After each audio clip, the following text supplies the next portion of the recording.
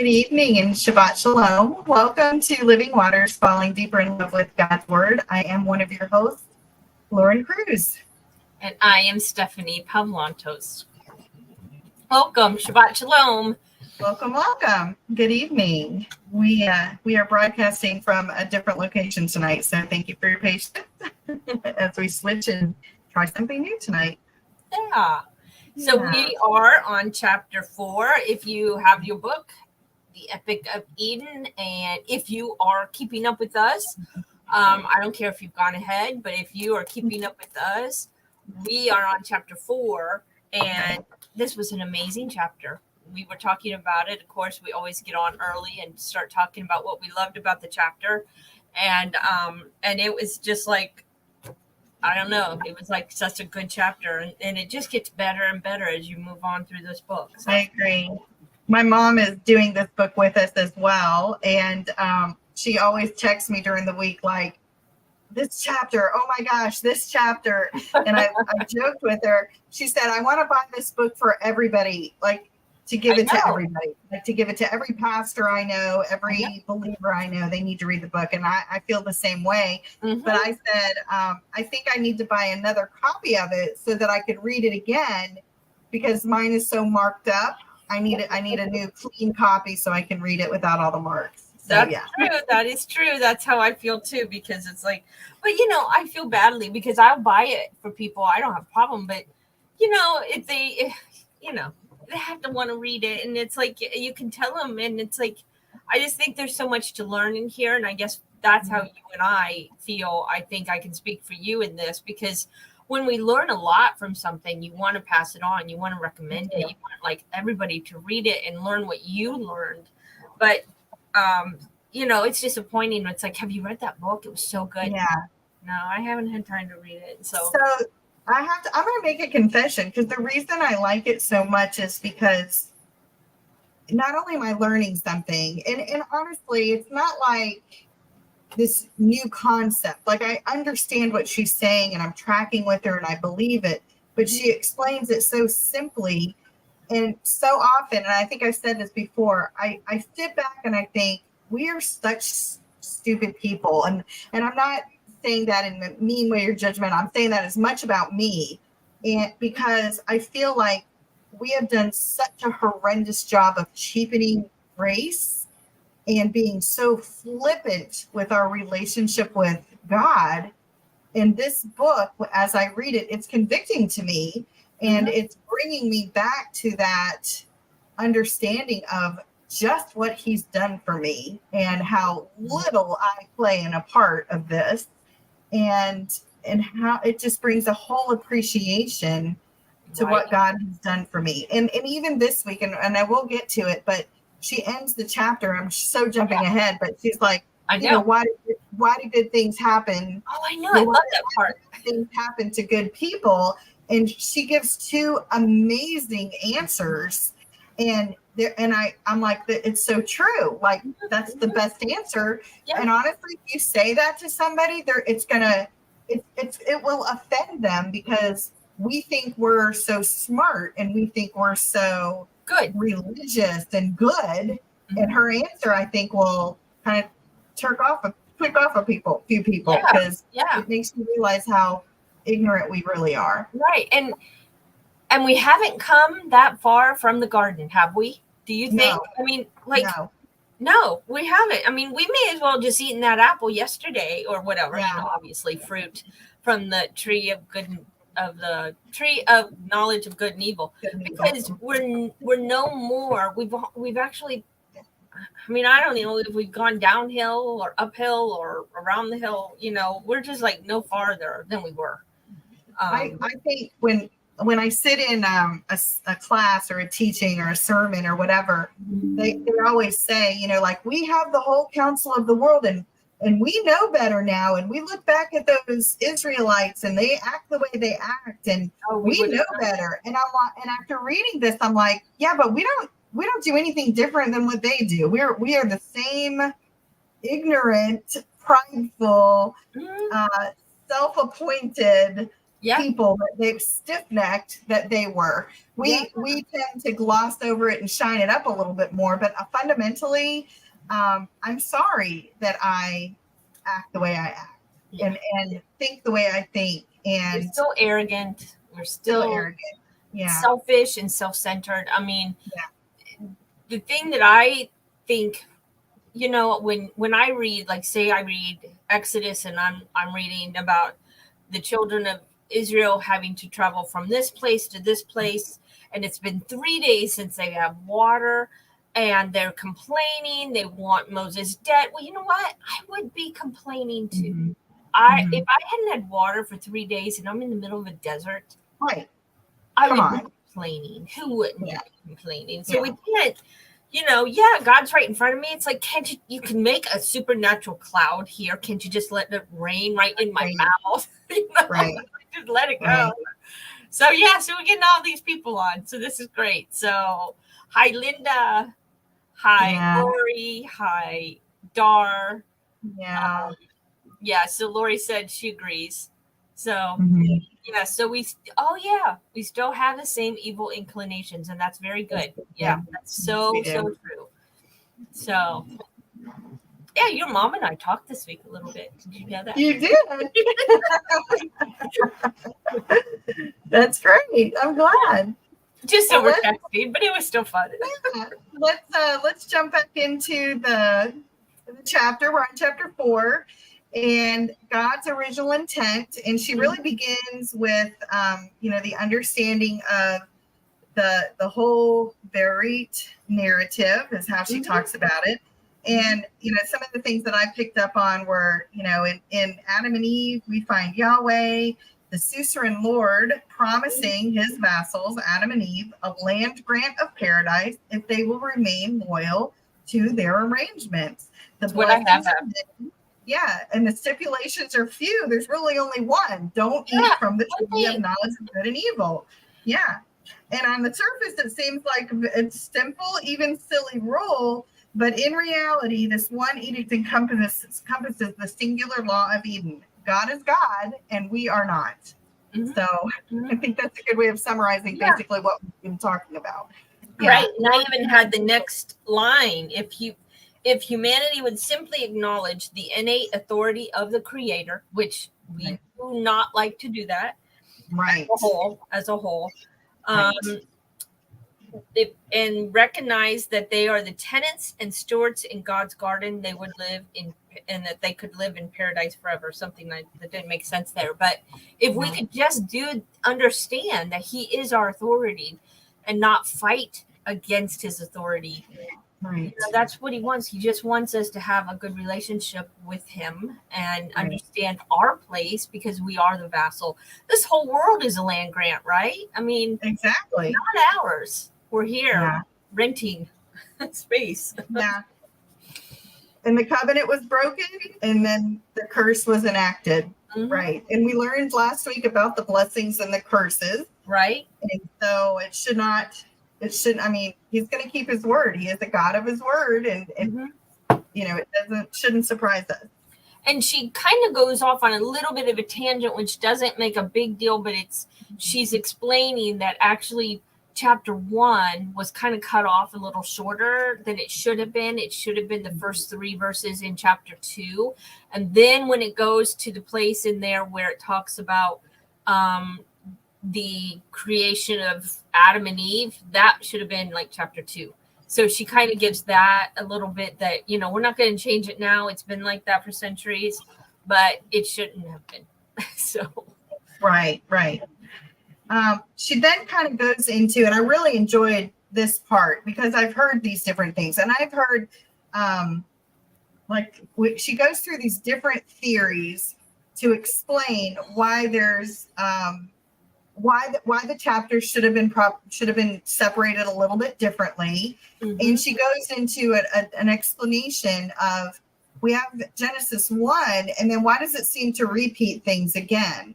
And she kind of gives us the various reasons. And I've heard this before in the churches. I've heard it, one called the gap theory, one called an old world. I've heard people say it was an old world. And I've heard people say that when Satan fell, the original creation was destroyed, and then God started over. I mean, I've heard a variety of ways to explain it. She kind of touches on some of these things, and I appreciate that. I appreciate how she went through that. I think the quote there on 94, she said, I believe Genesis 1 was written to provide a lens through which we read the rest of the Pentateuch. And since the Pentateuch is the backbone of the entire Bible, ultimately Genesis 1 serves as the introduction to our faith. So she's putting it in perspective. Read this, and now you understand the whole introduction to the rest of the Bible, to the rest of our faith and everything. And we as authors do that. Like I have, and a lot of people are like, I don't even read the introduction to a book, right? But as an author, I put an introduction in my book to explain the idea of images behind a Hebrew language and the understanding of pictograph. Like if you don't know that, when you start reading it, it's going to sound odd to you, and you're not going to understand like what's the basis of this. So we do the same thing when we write. And you have to understand too, who were the first people to read what we consider the beginning of the Bible? The first people who read this were the children of Israel, the Israelites coming out of Egypt. So once it got written on a scroll, they were the ones who listened or even read for themselves. But more than likely, they probably listened to Moses or Aaron, somebody reading it. So this is their history, not just ours, but it's their history of who they are and where they came from, because they have been for 400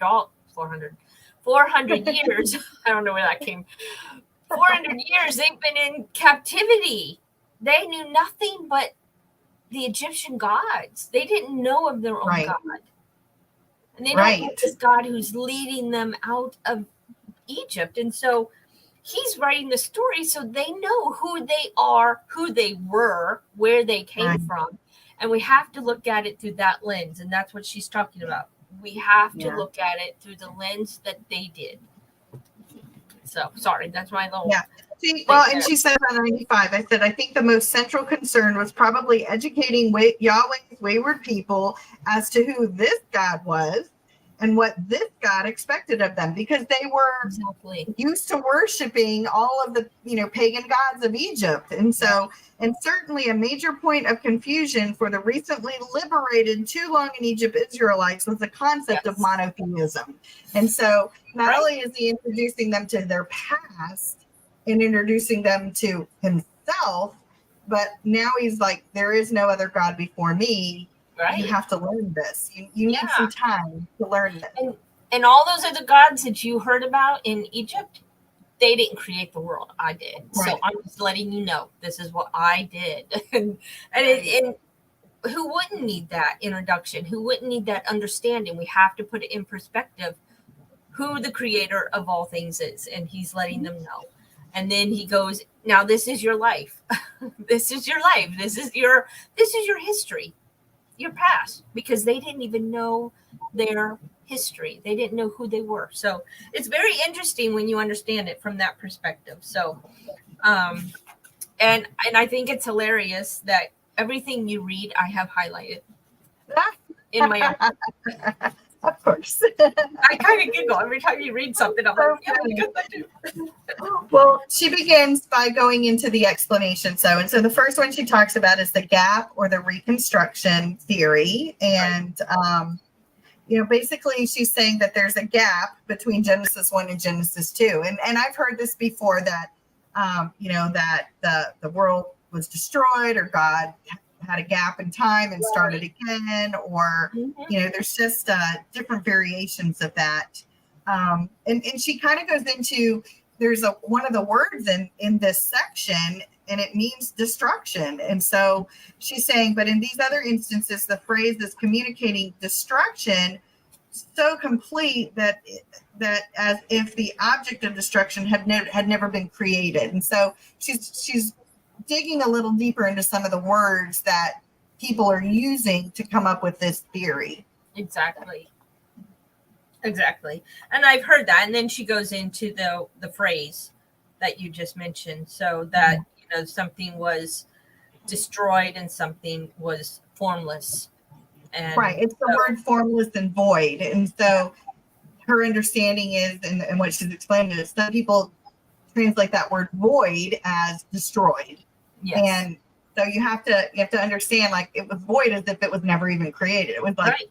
There was nothingness there. So as if it had been destroyed. So that's and kind it's of a how big deal to some people that when I homeschooled my kids, I was in co-ops with other people, and I had one mom tell me that her husband would, like, something I was teaching, the books I was using for science.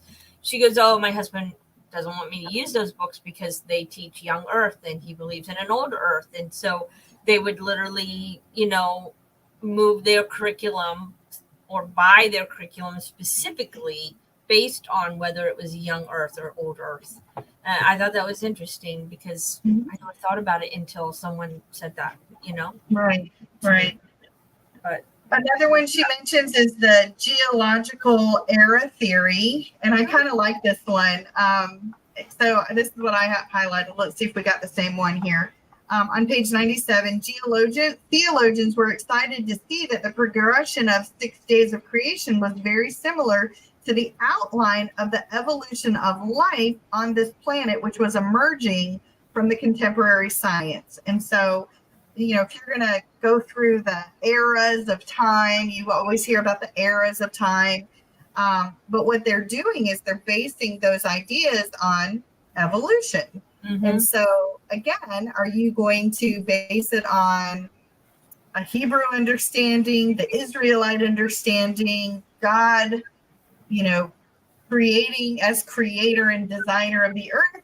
Or are you going to lean towards ideas that developed really only in the 1800s? That's not it's that old a theory, and you're following an evolution theory. So, and it is amazing. I mean, when you talk to other believers, we have like what they call kind of like a roundtable discussion at our church on Wednesday nights, and creation was one of the discussions we had. And the man who was teaching that particular evening was very much believed that God created everything through evolution. Like, that is the method. So we know what he did, but evolution describes the method in which he did it. And I thought that was interesting because, I mean, it's not the way I view it. Certainly not the way that I've taught my own family.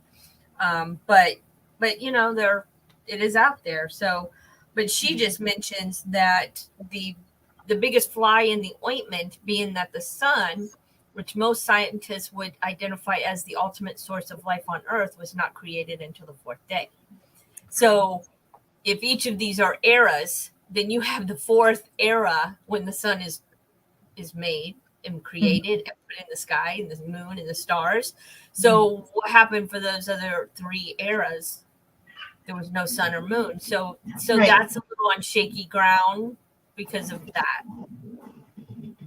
She also, and I love this, she said the problem, the biggest problem with following these types of theories is you're asking a question that the original author had no intention of answering, right? The original author, when especially as the author, we write books, we have a specific theme, a goal, a message, we understand what we're getting. But if someone comes up and asks us a random question that has nothing to do with our book, we're like, it's not that I'm here to answer that. And this is what she gives us a great example of, I have my car manual, like I have my car manual, but you're gonna come to the manual and say, where can I find my winter clothes? Right? Like, it's got nothing to do. Like, if you come and say, how do I change my oil? Then your car manual is going to answer that question. That's the right question to ask. But if you come and say, like, where are my winter clothes stored?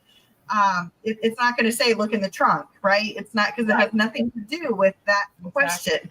So a lot of people are coming to the Bible for very specific historical creation questions, and it's not necessarily there to answer that question. There are hints.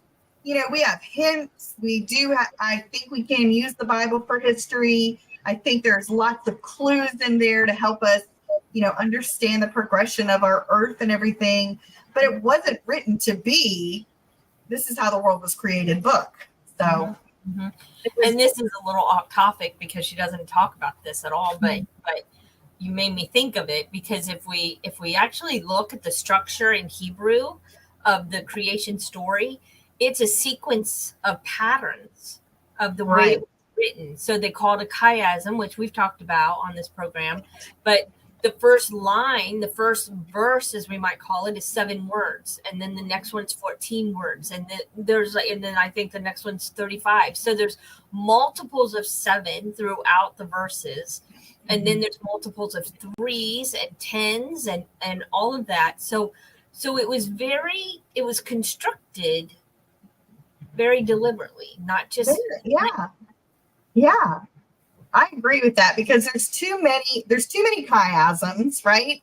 There's too many chiasms between books. Like even if you look at Genesis and lay Revelation out by it, there's even that's structured the same. So yes, I don't think that was it's not a lab experiment here. This is not a science manual that's going to explain to us how everything evolved. It's not a lab. It's not answering a science question, right? That's what you were getting. She gives us, so the next theory she gives us, she's got one more, and then she gives us a framework theory, and we'll talk about that, because really Stephanie was kind of hinting at that, because I think it was a great way of understanding the 7 days.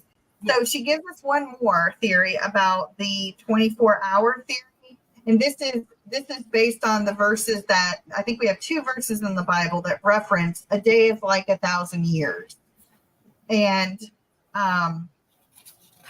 so people have jumped on that and said, well, it wasn't really 7 days because it could have been 7,000 years, right? Mm-hmm. And so again, she says that it was. This is the bedrock of good biblical interpretation. Let the Bible set its own agenda. If we ask those questions that it was intended to answer, we're going to get the answers. Don't force it.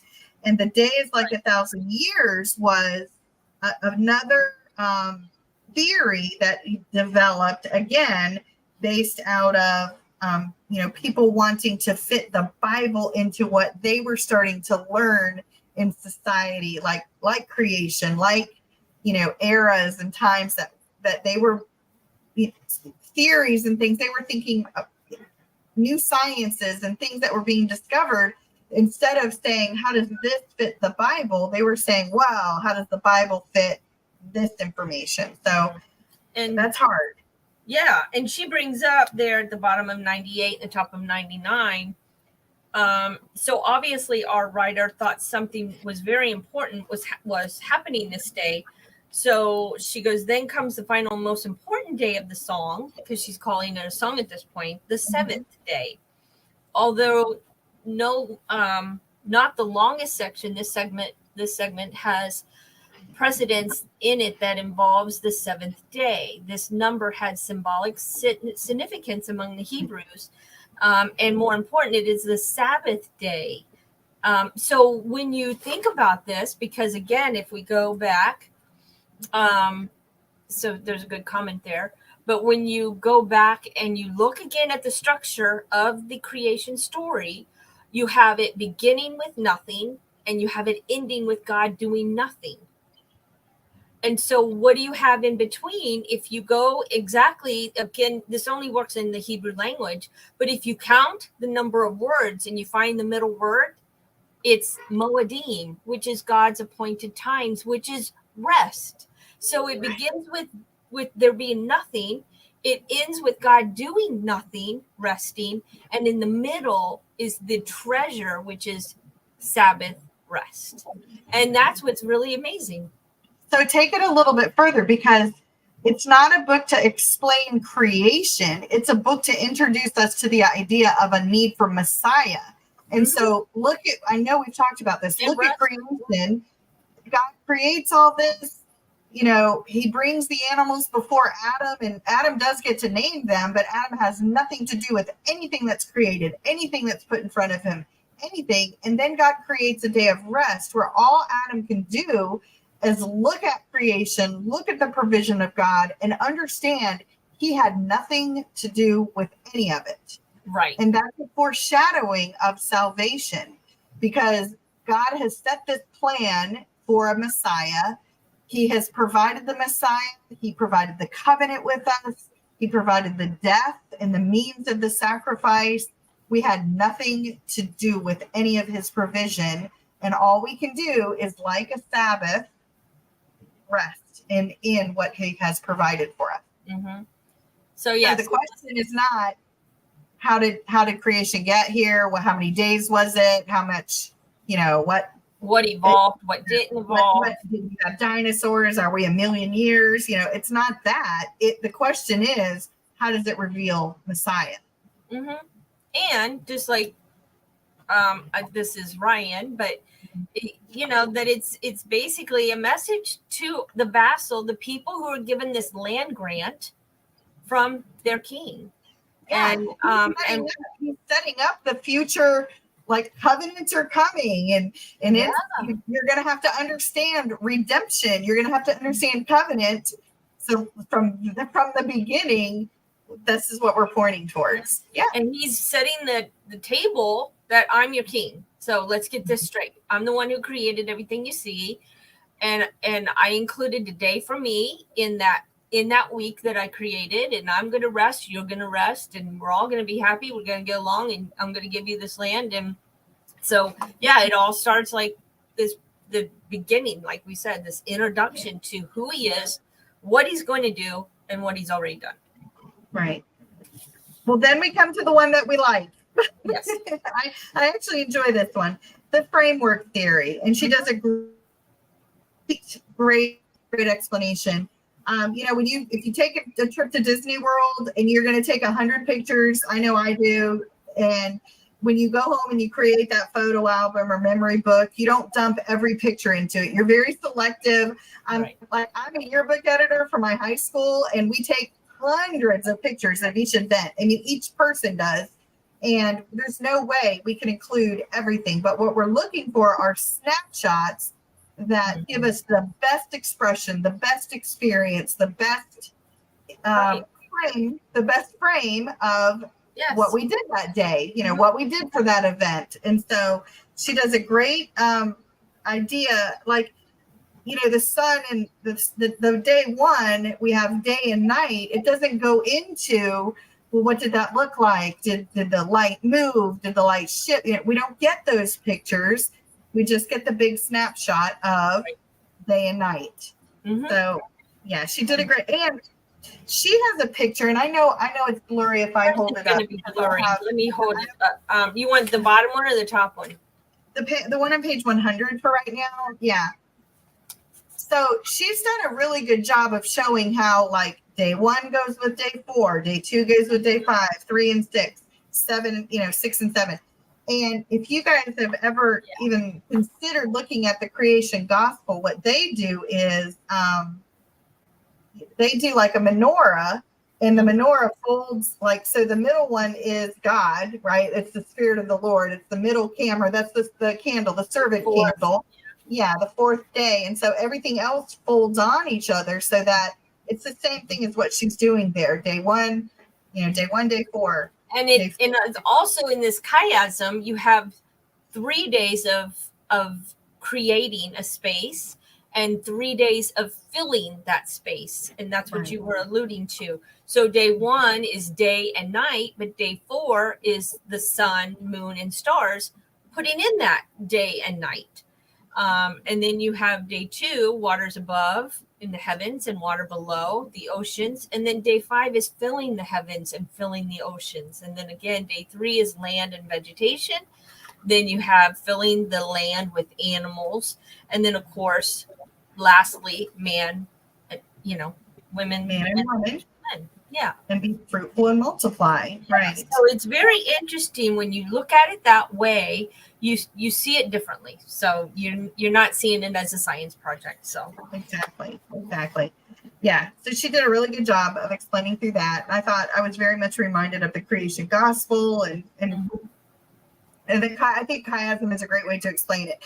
You know, when you look at it that way, it's super obvious to see the chiasm of creation. So, and then you also have to look at it from their point of view that oceans meant bad, but oceans were bad. You know, they were just like this body of water was scary because it meant death. It meant, you know, that this whole being, like, you know, they believed, and I don't have all the names, but that this being controlled the waters of the deep, and it was almost like hell. We might think of this abyss, and she just writes, she goes, returning to day 2, a modern reader is typically confused by the idea of waters above and waters below. To understand this, and then she said, you have to take a look at this. So this is, then again, I know it's not very good. I didn't think to look to see, but she draws a line here because this is the waters below. So when they looked at this blue sky, all they saw was that it was a solid barrier that held back the waters above. And this blue sky that we have in our scriptures, the firmament, and it's basically a dome in their minds. It was a dome, and all this water was beyond that dome, and that dome was keeping the water from raining down on them. So you have to look at it from their point of view and how they saw the earth. Right. So we were wondering if we should even discuss this, because we do know that there are some that believe that we still have a flat earth and that we still are protected by a dome, and they're taking a very literal interpretation of the firmament, meaning dome, but they're still also observing it based on what the Israelites would have understood, and you know, not taking into considering any of the science or any of the information that we may or may not have today. So right. Yeah, and it's a bigger picture, because there are people who, you know, as we talked about, that are anti-science, and it's, everybody has their own cup of tea, and so we're not here to that's not what we're here for today. Yeah, but we're just giving you all the options and where some of those theories come from. Exactly. All right. Well, she continues on, and then she really changes it. She does talk a little bit about Adam and Eve, and then humanity is given all authority to protect, maintain, and develop God's great gift under God's ultimate authority. Like, we have this gift. It's not solely up to us and our understanding of how things should be handled. It should be in subject to God as, you know, as the managers, based on what he wants us to do with it. So yeah. And there's so much. I would just love to keep reading from here, because I have so much marked. But there's good things on 102 and 103. Yeah, on 103 is where she just then begins to shift a little bit. She really starts getting into Eden as a covenant. And this just another, like, the whole page is highlighted. So. Yeah, I know. But I don't know. I won't read all, because I'm just like so tempted to read. But she said, so I'll just read this little shorter part. Here the suzerain, Yahweh, offers his vassals, Adam and Eve, a land grant of Eden with the stipulation that humanity care for it and protect it. So, and then that's found in Genesis 2:15, if you're keeping track of that. And then in addition to this perfect place, Adam and Eve are given each other. And as is implied by Genesis 3:8, they are given full access to their loving creator. The only corner of the garden which was not theirs to use and enjoy was the tree of the knowledge of good and evil. But they were free to do anything except decide for themselves what is good and evil. And this is like the key verse of this whole book. That and again, that's what I was talking about, how I read statements like that. Yahweh reserves the right and the responsibility to name those truths for himself. We don't have the option of deciding what is good and evil for ourselves. Look what it's gotten us. Look where it's gotten us. It's a world of evil. It's a world messed up. Yeah, it's amazing, because we are, like we said, we are no further from Eden than Adam and Eve were, because we're still making our desires. We're basing good and evil on our desire. Right. Let's just put it out there. If I wanted a different man that was not my husband, I can justify it. I can justify it any old way because this is my desire. And that's what we have to be careful, that we don't justify sin, that we look at it. What does God say is evil? What does God say is good? It's not about what we say. Right. And I mean, and I'm not going to get too into it, but extend that to what we see in the world today and what people have determined as acceptable, unacceptable sin. They don't want to call it sin. They don't even want to say it's sin because we've completely removed God from the picture. Yeah. And if we're not in his word, that's where we find out what is, again, you read this, but God reserves the right and the responsibility to name those truths himself. So he's the maker of what's true and what's false. It's not our job. We don't go by our desire. And that's the biggest thing, because I heard a rabbi called this the tree of the knowledge of good and evil was basically the tree of desire. That's what it was. It opened their desire to decide what was good and evil. So interesting. That's a very good point. Mm-hmm. So I've also underlined this part, and I thought, so think about the suzerain-vassal relationship, right? The suzerain is providing, and he has curses and blessings, and we still have a responsibility to love, honor, and obey our suzerain.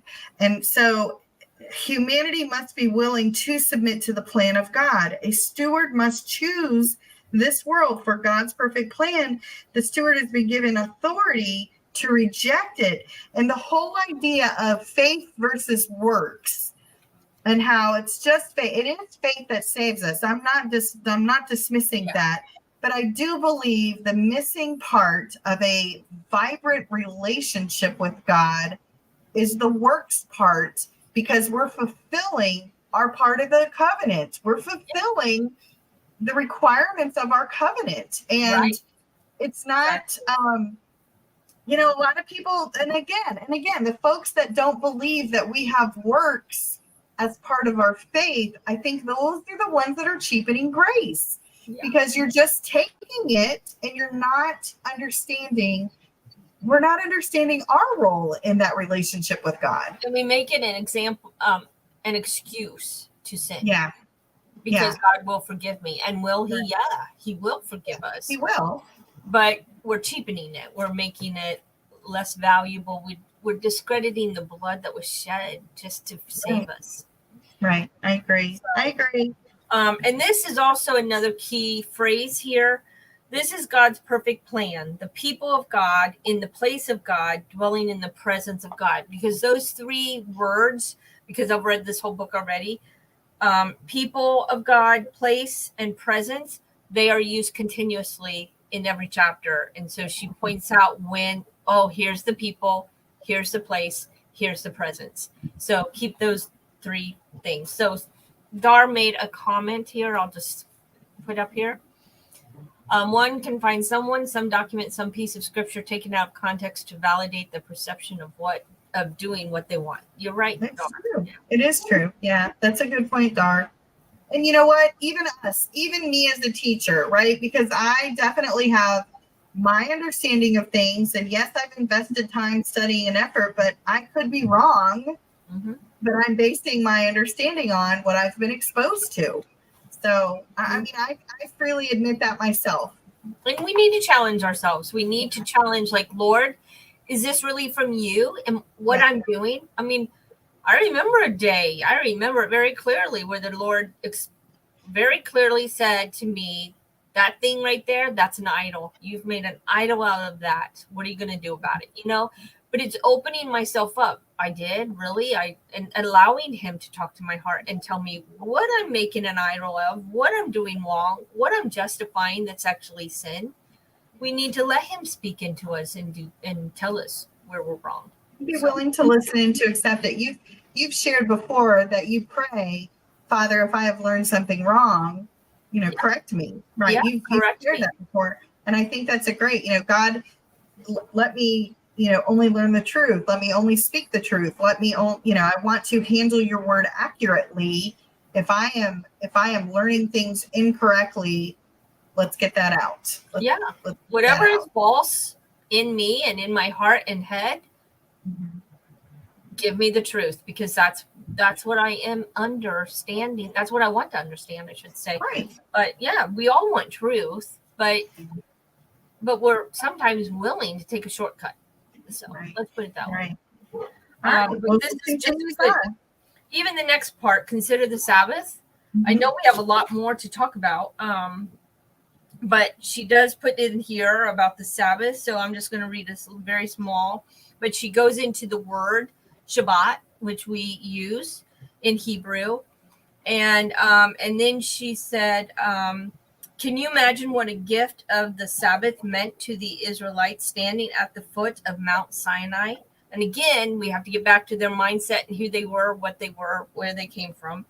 A few months prior, they had been slaves who had been born of slaves who only value was the quantity of their labor they could produce before their backs gave way and their strength failed. Slaves who, outside of the holy days, what? I have the same thing underlined. Okay, I thought you're like, no, stop. So, I'm sorry. Slaves who, outside of a holy day or two, worked every day of their lives, from the tenderest days of their childhood until their broken bodies were laid in the ground. And now this God, who has claimed them as his treasured possessions, is announcing that one day out of every 7 will be set apart for rest. It is once again obvious that the content of Genesis 1 has been deeply impacted by Sinai. And how does this Sabbath ordinance offered to Israel on Mount Sinai tie into God's perfect plan for humanity? And then she goes into this verse or this comment here.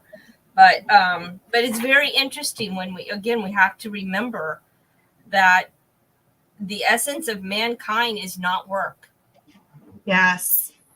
The essence of mankind is not work. It's relationship. Yes. I have a big exclamation point and amen next to that one. Yeah. Yeah. And I can say too, like in this season of life, I actually was just sharing this with my son and his wife. Like, it's weird, but I feel like I'm working harder than I've ever worked in my life. Mm-hmm. I am dealing with more stress than I've ever done, like my job, because I have a full-time job outside. And my husband is in the same season. And we come home from work and we are just numb. We are so stressed and hard by our day. And we've really started to shift on our weekends. Like, if we don't stay home and do not make plans and just rest. And yes. And I know that a lot of folks don't cook on Shabbat. I understand that. It's a joy to me, and to be I love meal planning and I love cooking, and I, when the weather is cool out, there's nothing better I enjoy than just making a big pot of soup. And I did that last Saturday. And I mean, I don't even remember the last time I purposefully cooked a meal other than just chicken and broccoli, just to make something quick for dinner, because we're so numb at the end of the day. And to make, I said, who am I? I'm cooking dinner. I never get to enjoy this anymore because I'm so busy and stressed out. Mm-hmm. And to me, even that is just a blessing to be able to have the time to do that. Mm-hmm. And Dar, let me just answer your question. I think, and that is excellent, because I agree with you. Yeah, I mean, I think that, and what you're saying, because I don't want to move on just yet, but you're right, because it's also doing it's Shabbat is about God and family and friends. Mm-hmm. So it's about those 3 things in that order, really. So making a pot of soup for your family is doing something. Yeah, I saw Lori. But Dar, I would tell you how to reconnect, because I know Dar personally, so I know that, the things she struggles with, but find a way to celebrate Shabbat. Find a way to celebrate his feast, because what it says is these are his appointed times. He's already appointed at the beginning of time to meet with you on that day. And if we look at it that way, he is ready to meet with you. And when you come to him on those appointed times, those moedim, you can reconnect that relationship.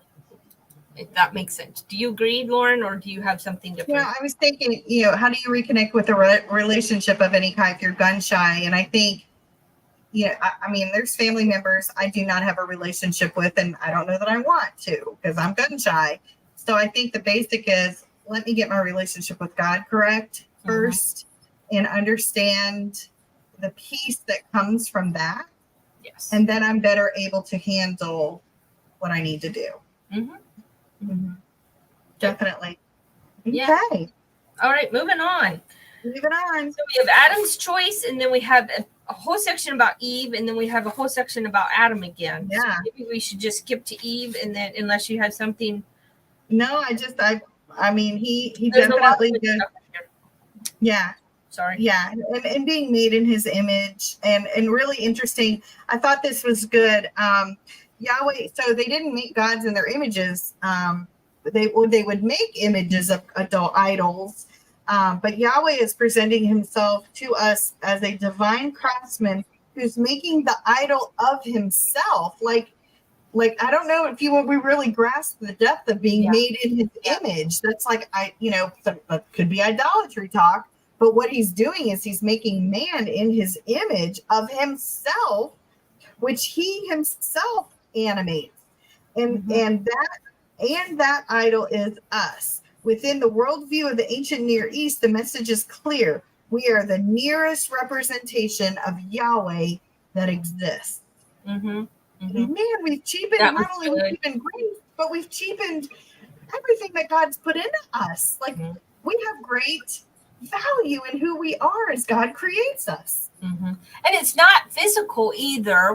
Because God is spirit. He has no human. I think that as a pride, like, oh, look at me, God made me. But I'm like, so many people have such images of themselves so terribly distorted. I mean, I work with teenagers. They're a hot mess. They don't understand the value and the intricacy. And yes, you may feel certain ways and have propensities and talents of a certain way, but those are gifts. Those are gifts of the Creator that fashioned you like him. Right. Yeah. Very good. And I mean, and it's not, like I said, it's not physical. It's emotional and spiritual, and and the gifts and everything, because every gift we have, the whole world over and every century since, those are the gifts God has. That is him. He has given us the same gifting as he has. Is he an artist? Look at the sky at sunset, right? Yeah. And then where human beings can draw that sunset beautifully, right? And so, Jesus was a teacher, one of the best, the only best, so what does he make? He makes others like him, other teachers. He makes others who can sing beautifully, who can tell jokes, because God has a sense of humor, So when we look at the gifting of each person, those are our qualities of who God is. And these are the good things of God. But he's also compassionate. You have to pay attention to what he calls himself.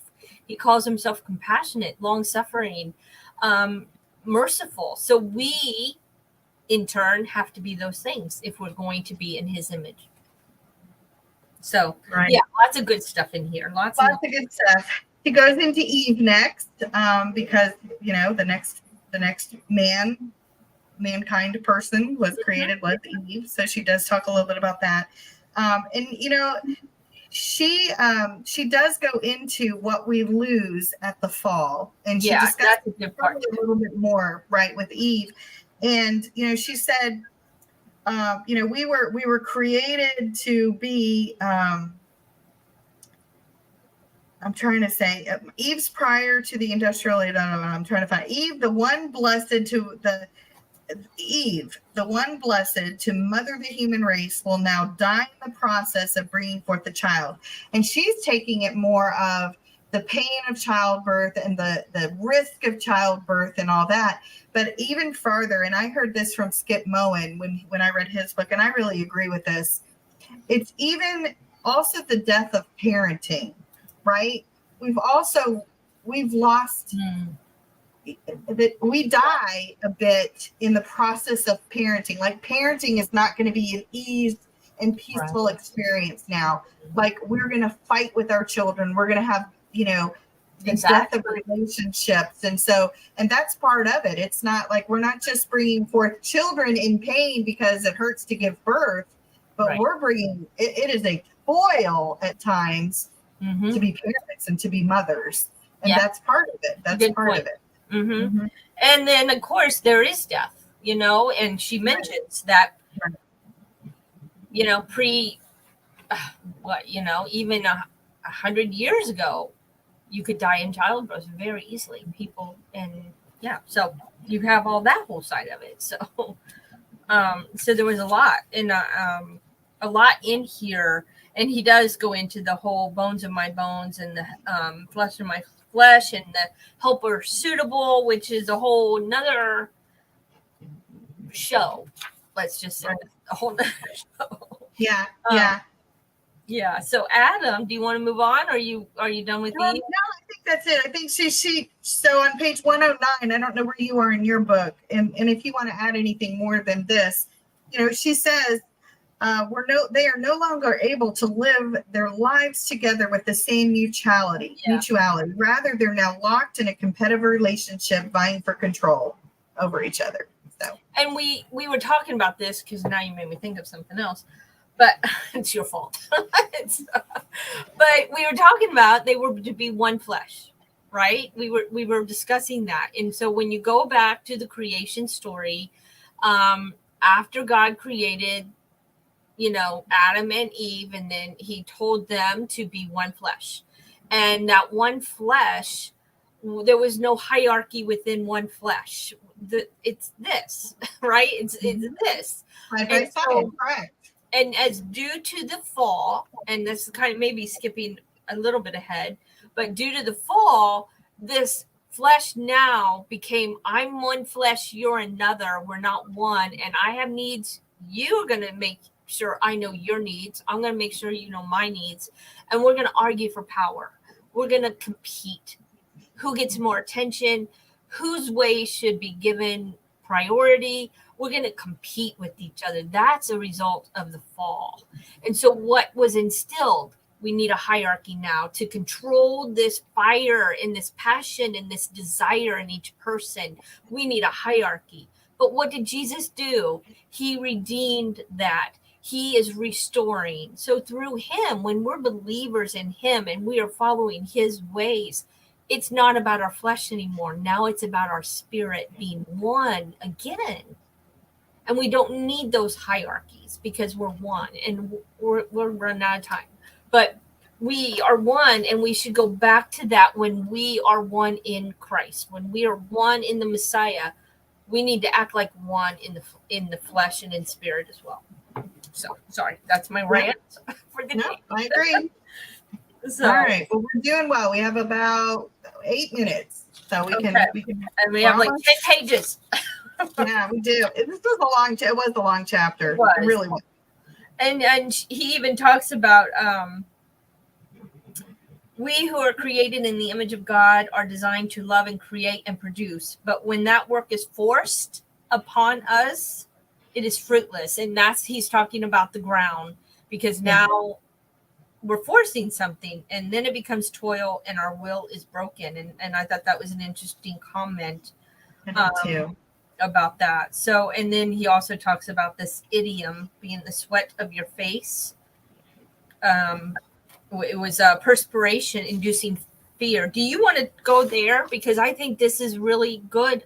And I'm Show me what page are you on? I do remember. You're on 111? Yeah. So it's what's the curse of Adam? It's near the bottom there. Okay. I did like this. And I actually wrote down, I said, an old ancient Near East idiom having nothing to do with hard work. Rather, this idiom speaks of anxiety and perspiration inducing fear. And I wrote on the side, worry.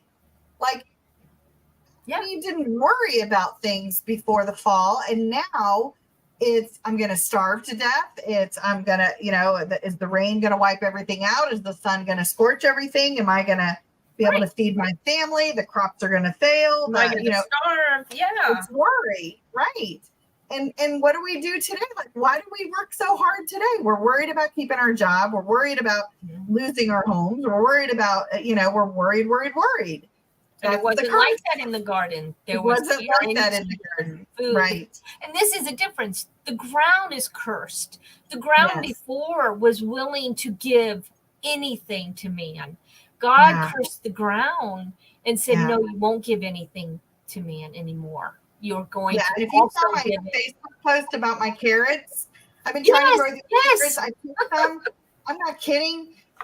They were that big. That was my carrot. After a whole summer of growth, that was my carrot. So I'm a miserable failure as a farmer. But that's so interesting because that's just proof.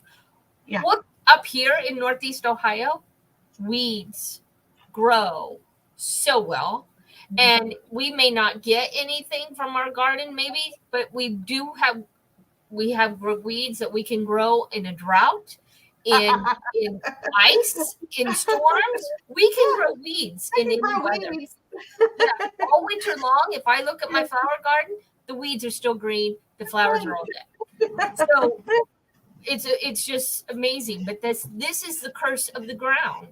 Yeah. It's not going to give us what we want and what we need. It's going to give us what it's been cursed to do.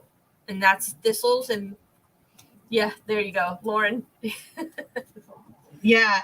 Did you see that? Yeah, that's sad. Sad.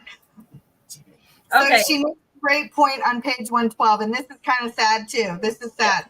So Adam being made to rule is now going to rot in it, right? Yes. Like, wasn't that a good point? He'll go back to dust. Yeah, and now we're fertilizer. Now we're fertilizer. There were just nothing, like we were created to rule, cultivate, and tend to the garden, and now we're nothing more than fertilizer. Yes. Sad. Yeah, it is. And so there again, we see these 3 Ps. The final scene of this heartbreaking drama is that Yahweh drives his children from his presence, and the place that Adam and Eve were privileged to protect is now protected from them. And she talks about the word to drive them out. It's the same verb used when one divorces or disowns a child. That was good too, and I have all that. And then, so we're running out of time. We are, but we are totally. So last thing, Romans 8 on page 114. And it's about that the creation waits eagerly for the revealing of the sons of God. For the creation was subject to fertility, not of its own will, but because of him who subjected. So go to 8:19 through 23 if you have time to read that part. Yeah. But what is the earth waiting for? It's waiting for the same redemption at the trumpet sound as we are. We're waiting to be changed. It's waiting to be changed. Yeah. We didn't get to answer this question, but why do bad things happen to good people? Well, the first part is that there are no good people. And the second part is the world no longer exists the way God wanted it to, and we're dealing with the repercussions. So she goes into a much deeper explanation of that. But we have to end for today. So thank you guys. And no, I'm sorry. We were like, blah, blah, blah, blah, blah, as fast as we could. Thank you. Bye-bye.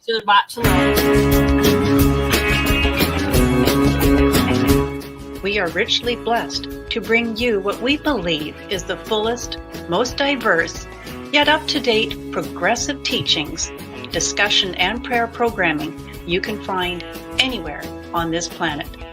Be sure to take the tour of the MessianicLambRadio.com website.